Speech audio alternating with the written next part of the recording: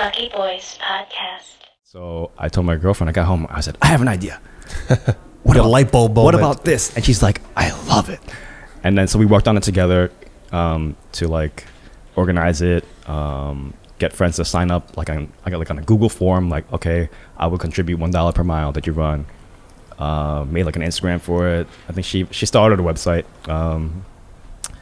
And so we just put it out there on social media, got my friends to like blast it out there. And May 1st was the date that I ran. So I think had like maybe over 200, 300 people to like sign up on the Google forms. Wow. To like pledge like, okay, I will donate $1 per mile. Mm-hmm. And a lot of my friends afterwards said, Leland, I thought you were gonna stop at like 20. Kept going. So there's a running app called Strava, and then like I can share my location and my progress through a link. So and you're running across Chinatown. You're just running around Chinatown. I started at 7 a.m. Mm-hmm. I started at home in Brooklyn. I went all the way up on the west side. I crossed the Brooklyn Bridge to Manhattan. Went all the way up to the west side. Like I think almost to the tip of Manhattan. Through what, the east? To the west side highway. Oh, so you ran across from the east side to the west side. So from the bridge by City Hall, basically, I went west. Okay. Went all the way up. Went back down to Central Park. So I went like to the center of Manhattan. Went south, hit Central Park. Did a loop around Central Park. The outer loop, not inside the park. Yeah. So it was like I think I started at like 115 or 125. Mm-hmm. Run down to 60th Street, Columbus Circle. Make a left, go all the way back up from 60 something to 100 something. And then I went east and came back down east, and then I crossed again and went back down. So I basically did a lot of running in Manhattan. You're just killing the donators' wallets. Basically, I was like, what? In your mind, you were like, how much money can I get from these guys? Like, is this guy on a scooter? What is he doing? So I had some friends actually the night before, like, yo, you really doing this? And I'm like, I guess. Oh, and it was raining. Like, so if you check out Run for Chinatown, I've got some like videos on the IG. I think should still be available. Oh, and like the news clip too. We'll link everything in the description, folks. So the videos. I mean, it tells a pretty true story. It was raining. Like, it felt like apocalyptic. Honestly, that. It was really like cats and dogs out there. Not cats and dogs, but like it was windy. It was dark, windy, and like raining like medium hard. You know. But when I was on the west side, it was like right by the water. So the water was like splashing. Oh. So and I was like, so it was windy.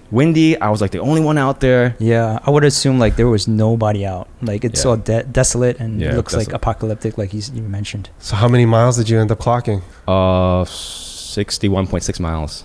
Shut up. Yeah. You ran a marathon more. He ran two marathons and then some. Yeah. Holy shit! Wow. You went from a guy that dreaded running 5 miles.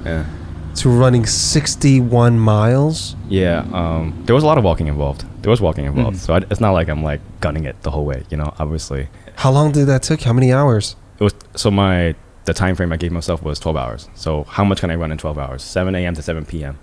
And did you utilize all 12 hours? Yeah, I stopped. I ended in Chinatown on Mott Street, 7 p.m. I was 61.6 miles. That is phenomenal. Here's what I find fascinating is that you literally just started running. Kind of like in the fall, maybe. And you just ripped 61 miles out of your ass. Like, what the? That's insane.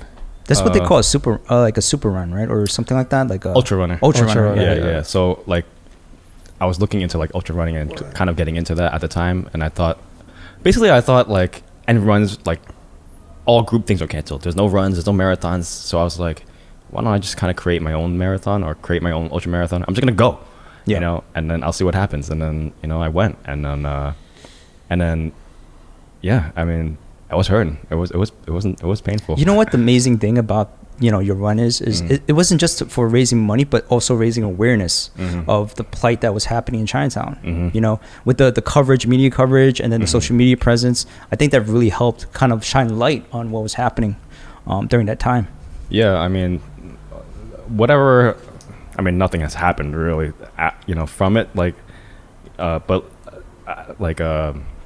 promotional wise, I'm saying, but like whatever has happened, whatever good things has happened, like it was all unintended, basically. You know, I thought to myself, okay, even if I raise like $1,000, whatever, like I was just gonna run just to run and test myself. That's what it was. I wanted to test myself, you know. But then I thought, okay, while I test myself, why don't I like try to do some good?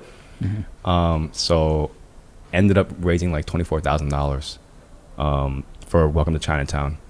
So at the time, their initiative was called the Feed Our Heroes initiative. They were buying Chinatown meals from Chinatown restaurants in bulk, like 100 here, 100 here, 100 here, and they were donating it to like frontline workers. So that's what the money was used for. So it was a good feeling to like be able to raise that and contribute, you know, to like the city. That's incredible. And what's fascinating is also how you just try one thing, and you know, I'm listening to you to this point, and you seem to fall into everything by accident. Where you go, where you try one thing, and then for God or fate or whatever it is, or the universe, it's telling you, Leland, hey, no, not here, over there, and it redirects you, and then you kind of get into a space where you can try something, and then you try and you go, you know what, this is actually pretty cool. I kind of like this a lot. I'm not a labels guy, you know. I try to be a low-key guy, you know. So like even the run, for example, like a lot of people didn't know about it. Like a lot of the Chinatown community, they heard about it after the fact. You know, like you had Shirley Ng on recently, who my mom's friends with, and then she found out, and then she's like, why didn't he tell me? Why did I know about this? We could have like broadcasted it so much more. Seriously, you raised $24,000, and that was on the low key. Yeah. So I mean, in hindsight, yeah, that would have been great. You know, it just, but if it was like that, like maybe I wouldn't have wanted to do it. You know, like I think maybe my heart, maybe I would have run less. You know what I'm saying? My drive was that I'm doing this and nobody knows about it. I don't know if you can get that, like if like the world knew about it, like you're saying there's a lot less pressure. I would have shrunk probably, you know? Yeah. You know, so just me doing it, like it had to be like that, you know? Because like you said, you're an introvert, right? Yeah. So obviously, introverts, when there's a lot of, I guess, news or attention being focused on them, it tends to lose energy. Yeah, exactly. So I mean, I got energy because it was like just came organically from me and just like, you know, some people that I know, and like, all right, let's try this thing. All right, let's try this. I'm gonna do it. You know, but you know, if the opportunity did arise and you know, to maybe do it on a larger scale again, that was my goal. It's been 5 months now. I did it on May 1st. It's already October, so you need to do another one, bro. I mean, and you need to let us know. Yeah, that'd be cool. Yeah, and maybe it's not just you this time. It's like a whole, maybe whole community. We certainly want to, you know, support you on that and cheer you on, because, damn it, I cannot run 61 miles. Just hearing that just hurts me. It actually inspires me. I would actually go for it and see if I can do it. You should join them. I'll probably walk 50% of the way, but you might have some people join you. I would join you if my legs can take that, but I'm not gonna cross a bridge that I can't. You know. Yeah, I mean, I'm gonna stay in my lane. Even if you just walked, like, if you could walk. This is how I calculated it. Was like, well, even if I walk the whole way 12 hours, if I could walk 3 miles an hour, that's $36 per person. You know, then times however many people. Well, ultra runners, they walk too. It's just that, you know. Yeah, they walk too. You know, people don't know about it. Right? Yeah. So with that $24,000, how did you split that up? So basically, I directed people who pledged to donate, I directed them to go to the Welcome to Chinatown GoFundMe page, and then that's how they donated the money. And it went to the Chinatown businesses that were struggling during COVID? So that money was for the Heroes Feed Our Heroes initiative, which which they spent to buy meals from Chinatown restaurants, struggling Chinatown restaurants, to donate meals to like hospital workers and frontline workers, frontline healthcare workers. So appreciated. That's beautiful. Yeah, our frontline, you know, keeping us safe and healthy. This was early on, May, you know, so that's when, like, you know, there was mad love for them. I mean, there still is, you know, but obviously outwardly, like, that was the high moment, you know, like, you know, the clapping at 7 p.m., all that stuff was happening. So I was like, you know, okay, I'm going to do this and hopefully, you know, show some love to these frontline healthcare workers. So that's pretty much the story of Run for Chinatown.